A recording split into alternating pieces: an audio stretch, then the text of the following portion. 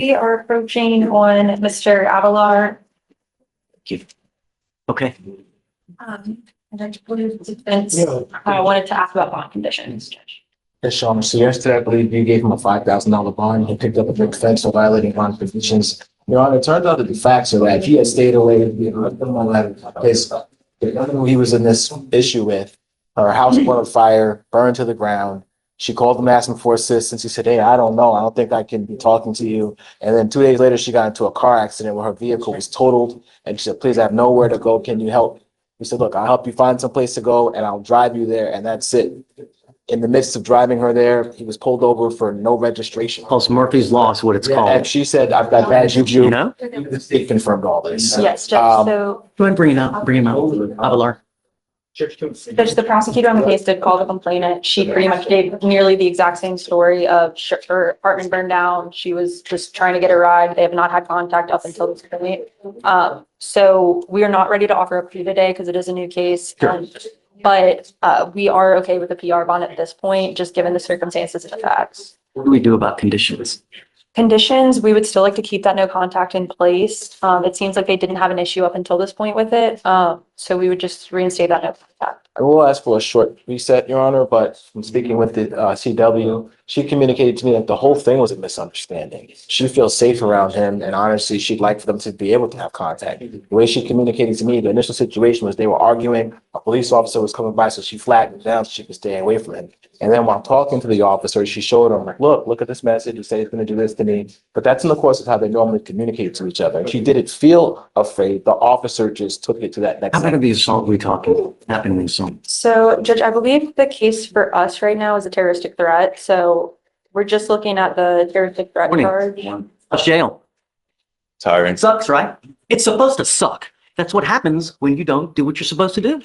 You can't do stuff on your own and think that good thing's going to happen. It's what I was telling your lawyer. It's called Murphy's Law. What can happen will happen. I get that you may be trying to help someone, but a court order is a court order. And when you don't follow them, bad things happen. And that's why I'm saying, you know, I mean, maybe it's divine intervention that like you get pulled over right on the day that you're trying to do this. So really, now both of them are in agreement for you to get a PR bond because really it's not a capital case, but you have to understand the court orders are court orders and they're still there. If you want them taken off, if you want to do something different, you have a lawyer and you ask a lawyer to help you out, but you just can't do stuff on your own and expect that things to happen.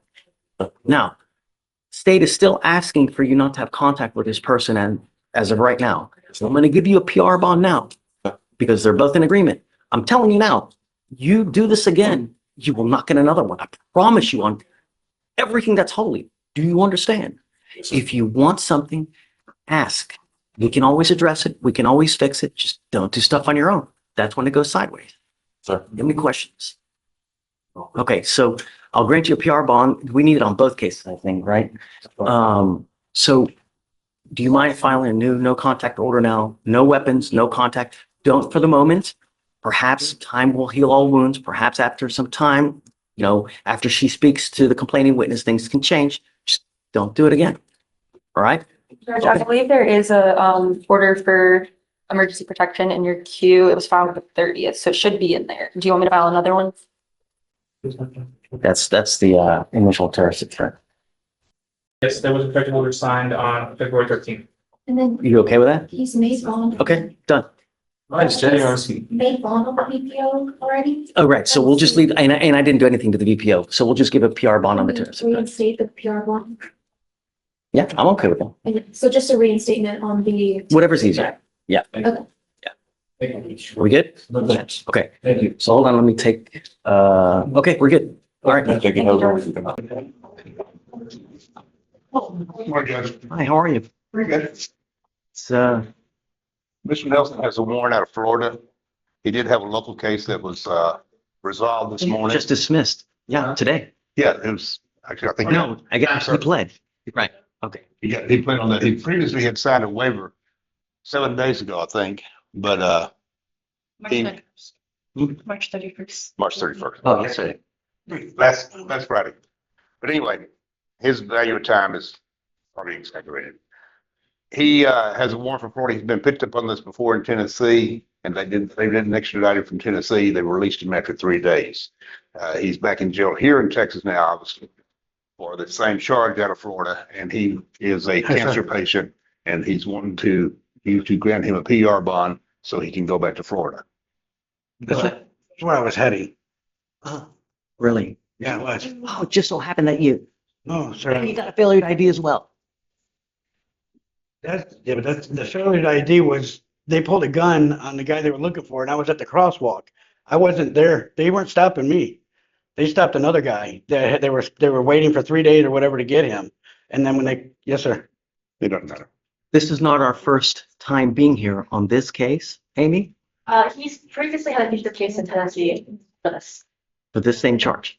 Well, just a fugitive case in general. I can't say. So that was in Tennessee. Now he's wanted out of Florida. No. He had this exact same proceeding in Tennessee. Meaning he was a fugitive in Tennessee because of Florida. Yes, he was incarcerated in Tennessee and had a hold on him from Florida. They chose not to extradite him at that particular time, and he was released 3 or 4 days How thereafter. long ago was that? How long ago was that, sir? 5, 6 years ago. And after 5 to 6 years ago, you still haven't taken care of the case. That was during pre-COVID, and we were coming back from Michigan, and we were on our way down, and we stopped in Tennessee. I started working at the hotel, and they came in and they said, out of the clear blue, looks like you got a warrant. And I go, what? Okay, so they took me in, they ran everything, they held me for 3 days, and they let me loose. There was no new charges or nothing. What's he wanted for? It's domestic violence. In Florida, he's wanted for a couple different warrants on bond revocation for domestic battery by strangulation, violation of pretrial for domestic battery, violation of pretrial for domestic battery by strangulation, failure to appear for domestic battery, strangulation, and grant that. That was back in And it's been open for 12 years. and you still won't go back? No, we were gonna go back. That was the whole thing. I was in The Florida. only thing I'm waiting for you to say is that you were abducted by aliens that prevented you I'm from. not gonna lie to you, sir, but we were going back. When COVID hit, actually, I was in Florida. That's where we went from Michigan to Tennessee, then Tennessee down to Florida during the pre-COVID. And we were in, I think Pensacola. And we were there for like 3 months, and we were waiting for the COVID to stop, but it just didn't end. So I ended up talking to a gentleman that had plenty of work for me across the country to go to all of his hotel properties to fix them and find out why they were failing, why were they not making any money, and what was going on. So that's what I've been doing. Does Florida really want him? Are they going to come get him? Or are we just playing games here? Because if they really want to get him, I'm going to hold him. But if they're not going to come get him, then I'm not going to hold him. We have enough people in our jail as it is. So let's do this. The problem is, Mr. Nelson, Sir. you don't learn your lesson. You've repeatedly been arrested on this charge, and they've told you to go back, and you refuse to go back. So I can't, in good conscience, give you a bond when you refuse to comply with Sure. court orders. I You understand. just don't want to do it. You want to do what you want to do. And then, No. hey, if I happen to get arrested, they're not going to come get me anyways. No, So I don't say that at all. you don't say it, Right. but your actions say I something understand. different. I understand that. I do. When people tell me stuff, it goes in this here, it goes in what I know. matters are actions. I understand. So With regards to Florida, I'm happy to check up on that. He does also have other warrants from other states. He has a probation violation from Michigan and also intimidation. They're not coming. scotching with states, man. Oh, they already told the jail. They already made the call. They're not coming. They don't want nothing to do with me. That's already been They don't determined. have a hold file right now, but he does have the other warrants. And those are from 2009. And I served my time on all of it, but it's just, So I let's do understand. this. Let's roll it to tomorrow. Please reach out to Florida and see, do you really want him? If you do, here he is. If not, can we, really? We'll be back tomorrow. thank you so much, Your Honor. All right, Mr. Nelson. Hey, I love your show. I don't have a show. I watch it. I like you too. too.